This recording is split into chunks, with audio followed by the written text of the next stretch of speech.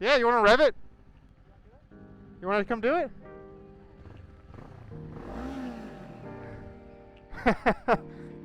Yeah.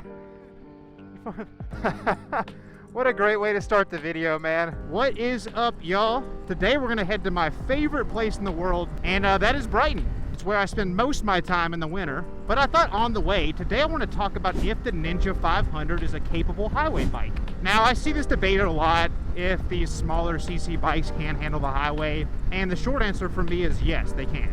But today, let's talk about why I think lower CC models actually make decent highway bikes. To start out, I think the best thing about this bike is it gets great gas mileage.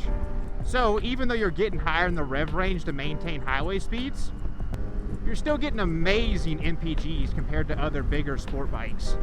Also, I always hear people talk about how you have to get high in the rev range to pass. You can see right now, I'm going by a couple cars at about 80 miles per hour and I'm still below 7K RPMs. So you're gonna have plenty of power for any daily riding activities. See, we're going 90 and we're still under 8K RPMs. And for most US highways, 90 miles per hour, you're gonna be passing cars. But look, even at 100 miles per hour, you're still under 9,000 RPMs. And obviously a lot of these bikes are not that fast. I mean, if you're trying to come out here and win races in the highway, smaller sport bikes are not going to be for you. But just for daily commuting, riding around, and having a little bit of fun, you're going to have plenty of power and speed to keep yourself entertained. And the last point I'll make while these make solid highway bikes is they're cheap to maintain and use. So if you are riding to work every day, racking up the miles, it's like replacing tires, maintenance is going to be a lot cheaper than a faster, bigger displacement bike. Oh, we got a guy rolling up next to us. That's sick. I like that. I don't know, it's some sort of Yamaha. That's pretty cool though. A new habit I picked up, which I should have been doing earlier, is riding with earplugs. But point being, now with the earplugs in and the camera on and showy helmets already being quiet, I've kind of just given up talking to people at lights because I can never hear them.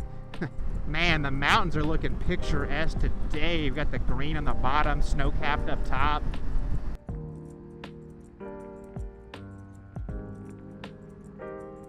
Whenever you lane filter on a left, it's always sketchy to trust the people to not turn too tight into you.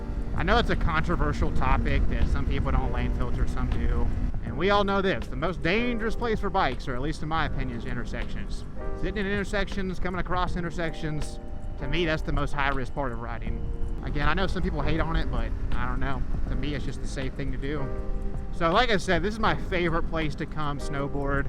But even in the summer, this canyon's so beautiful. A lot of great activities to do up here, hiking, fishing, climbing, all that. So some fun facts about Big Cottonwood Canyon. Up this canyon, there is 2 ski resorts at the top. We got Brighton and Solitude. They are connected. And during the ski season, if you have the appropriate passes, you can ride back and forth between the two, actually. There's a couple of trails. I believe back in the day, this was originally a mining canyon. But Brighton and Solitude have been operating as ski resorts for over 80 years. So for the past 80-some years, the main purpose of this canyon has been skiing and other recreational activities. At Brighton, the highest point of elevation is over 10,000 feet. This isn't like a statistic or anything, but I think one cool thing about this area is it almost has a totally different weather system in the Salt Lake Valley, even though we're only like 30 minutes away. Well, there'll be days I'm out here skiing and it's a snowstorm. We're getting 6 to 12 inches throughout the day, and I go back home and it's sunny and 35, 40 degrees. So, just due to this rapid elevation change, the weather up here is unpredictable and totally uncorrelated to Salt Lake at times. It's a Saturday as well, and it's not too busy, so that's exciting to see. I know for you guys that aren't from here, you're probably seeing these line of cars next to me and thinking not too busy, but that's another thing about this canyon. It is one of the busiest places to come do those outdoor recreational activities. Man, the water is beautiful out today. Yeah, we'll pull up over here and I'll walk down there and show you guys what's up. Also, a little update, got some new levers, these ASVs, so nice. I got some cheap like knockoff levers to start. My recommendation to y'all is not to do that. It's looking so nice down there. We'll find a way down. I think we can make it down right here.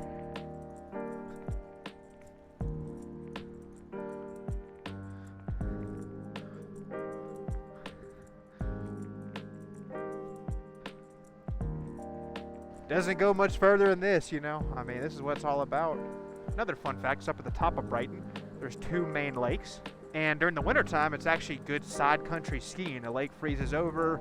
You can go out there, build jumps. Overall, one of the best areas to ride at Brighton. But during the summertime, you can hike up there and sit by the water, enjoy the view, and it's really nice. Oh yeah, she's cold. And this is the town of Brighton right here. I believe it's almost impossible, or at least really hard, to have a new build here now. But there are some existing houses and people that do live up here. It's a pretty good spot to eat, the Silver Fork Lodge. This is gonna be a hot take. I actually like the food at Brighton. It's definitely overpriced. But hey, when you're there on a powder day and you've been riding for like 6 hours and it's 10 degrees out and snowing, I go into the lodge and I welcome the $15 chicken tenders, you know? Okay, so here is Solitude Ski Resort. I'll tell you what though, this bike thrives in the canyons. I know it's like the cliche thing to say, like, oh, get the 400, it carves the canyons, you know, you don't need speed. But it's true, man, this thing does so well up here, man. Like, I mean, you can just flick this thing around, it's so easy to ride. So I know I'm blessed. Obviously, we have a lot of canyons here in Utah, so it's a great bike for that. Because again, as we talked about earlier, you can still ride the highway. I mean, you're not going to be winning no roll races, but still, you have that capability. But then you can just go to the twisties and enjoy this bike where it really shines. If you take that road right there to the left, that'll actually take you all the way to Park City, up and over the mountain. All right, we have arrived. I've probably spent more time here in the past 5 years than anywhere else. Got some warriors out, still getting some turns in. If you want it bad enough, you can ski here to mid-June, just hike the hills. Let me know your guys' thoughts. Do small displacement sport bikes work as good highway vehicles? But that's gonna do it for this one. Hit that like and subscribe button, and I will catch y'all next video.